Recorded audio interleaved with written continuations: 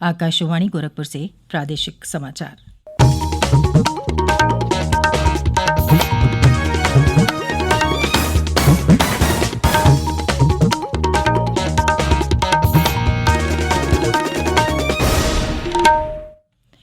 नमस्कार, समाचार बुलेटिन के साथ मैं सुकीर्ति अस्थाना। पहले मुख्य समाचार।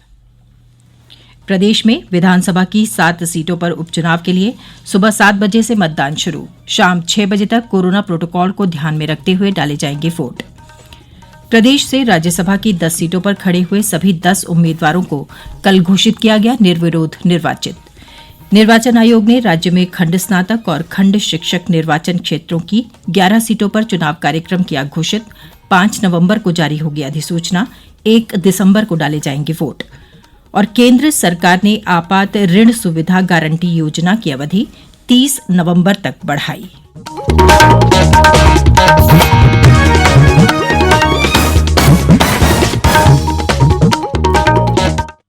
और अब समाचार विस्तार से।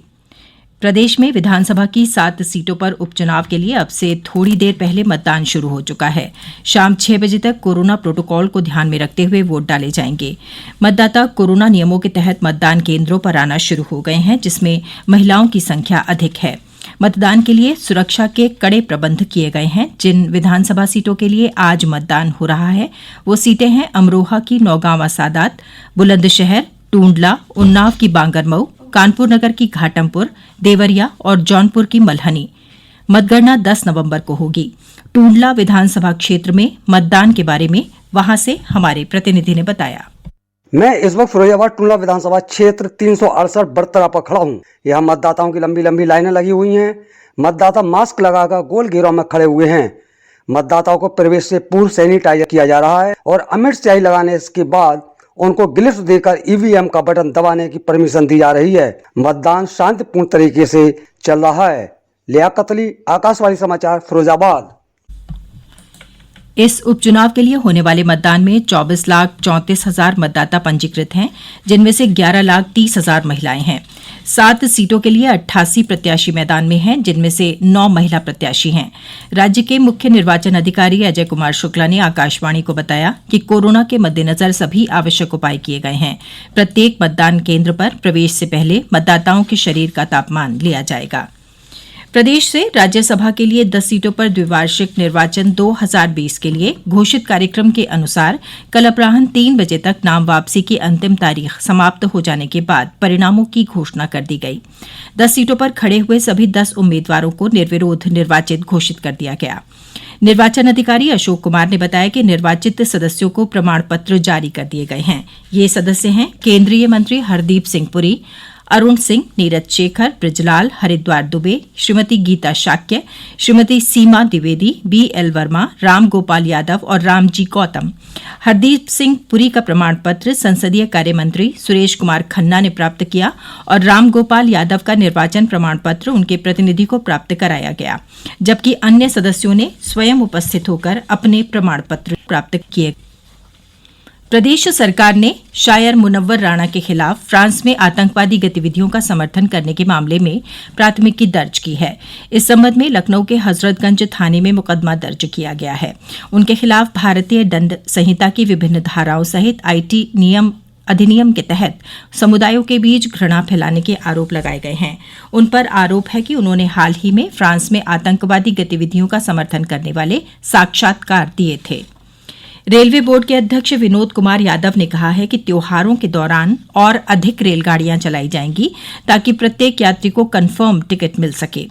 संवाददाताओं से बातचीत में उन्होंने कहा कि कोविड के कारण केवल आरक्षित रेलगाड़ियां ही चलाई जा रही हैं। श्री यादव ने लोगों से आग्रह किया कि वो सुरक्षित यात्रा के लिए केवल टिकट कन्फर्म होने पर ही रेलवे स्टेशन आएं। उन्होंने बताया कि प्रतीक्षा सूची पर लगातार नजर रखी जा रही है तथा आवश्यक होने पर और अधिक रेलगाड़ियां चलाई जाएंगी। श्री यादव ने बताया कि 20 अक्टूबर से 30 नवंबर तक 436 विशेष त्योहार रेलगाड़ियां चलाई जा रही हैं। ये समाचार आप आकाशवाणी गोरखपुर से सुन रहे हैं। भारत निर्वाचन आयोग ने राज्य में विधान परिषद की रिक्त हुई 11 सीटों पर निर्वाचन कार्यक्रम की घोषणा कर दी है। इन सीटों में से 5 सीटें खंड स्नातक क्षेत्र की हैं और 6 खंड शिक्षक निर्वाचन क्षेत्रों से संबंधित हैं। आयोग की विज्ञप्ति के अनुसार जिन सदस्यों का कार्यकाल समाप्त हो गया है वो हैं श्रीमती कांति सिंह, केदारनाथ सिंह, डॉक्टर असीम यादव, हेम सिंह पुंडीर, डॉक्टर यज्ञ दत्त शर्मा, उमेश द्विवेदी, चेत नारायण सिंह, जगत किशोर जैन, ओम प्रकाश शर्मा, संजय कुमार मिश्र और ध्रुव कुमार त्रिपाठी। इन सदस्यों का कार्यकाल 6 मई 2020 को समाप्त हो गया था, लेकिन कोरोना लॉकडाउन के चलते निर्वाचन की कार्यवाही अग्रिम आदेशों तक लंबित रही। आयोग के अनुसार रिक्त हुई सीटों पर निर्वाचन के लिए 5 नवंबर को अधिसूचना जारी की जाएगी और 12 नवंबर नाम निर्देशन की आखिरी तारीख होगी। 13 नवंबर को पर्चों की जांच होगी। 17 नवंबर तक नामांकन वापस लिए जा सकते हैं। 1 दिसंबर को सुबह 8 बजे से शाम 5 बजे तक मतदान होगा और 3 दिसंबर को वोटों की गिनती की जाएगी। केंद्र सरकार ने आपात ऋण सुविधा गारंटी योजना की अवधि बढ़ा दी है। इसकी अवधि 1 महीने यानी 30 नवंबर या योजना के तहत 3 लाख करोड़ रुपए के ऋण की स्वीकृति तक में से जो भी कम हो तक कर दी गई है। अर्थव्यवस्था के विभिन्न क्षेत्रों को खोले जाने और त्योहारों के दौरान मांग में वृद्धि की आशा को देखते हुए ऐसा किया गया है। आपात ऋण सुविधा गारंटी योजना की घोषणा आत्मनिर्भर भारत पैकेज के तहत की गई थी। इसका उद्देश्य सूक्ष्म, लघु तथा मध्यम उद्योगों, व्यापार उद्यमों, कारोबार के लिए वैयक्तिक ऋण और मुद्रा कर्जदारों को आसानी से गारंटी शुदा ऋण उपलब्ध कराना है। इस योजना के तहत 29 फरवरी 2020 तक 50 करोड़ रुपए तक बकाया ऋण वाले और 250 करोड़ रुपए तक का वार्षिक कारोबार करने वाले ऋण ले सकते हैं।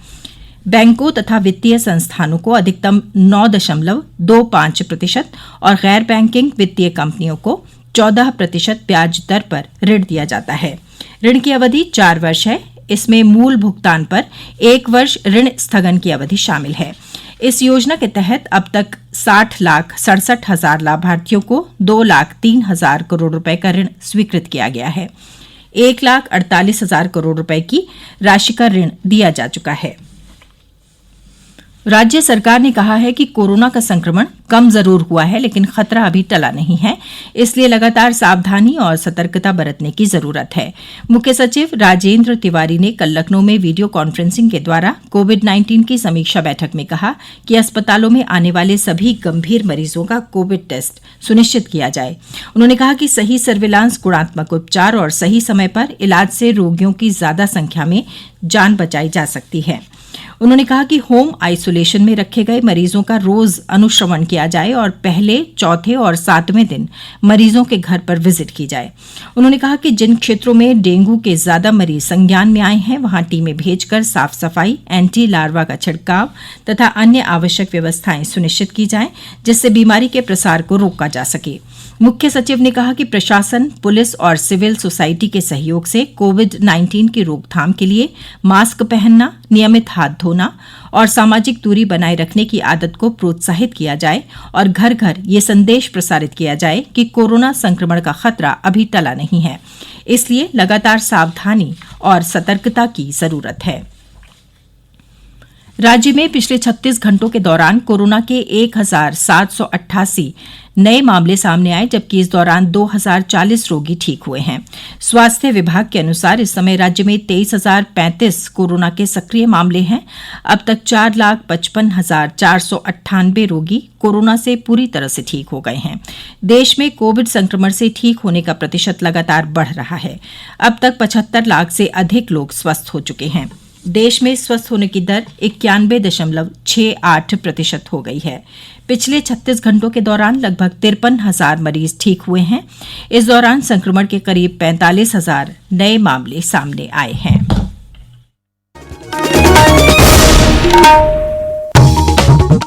और अंत में इस बुलेटिन के मुख्य समाचार एक बार फिर।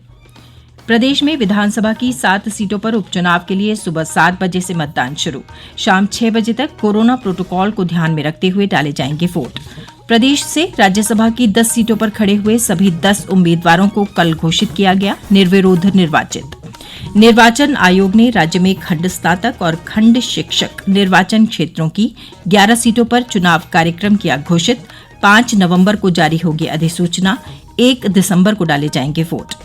और केंद्र सरकार ने आपात ऋण सुविधा गारंटी योजना की अवधि 30 नवंबर तक बढ़ाई। इसके साथ ही ये समाचार बुलेटिन समाप्त हुआ। नमस्कार।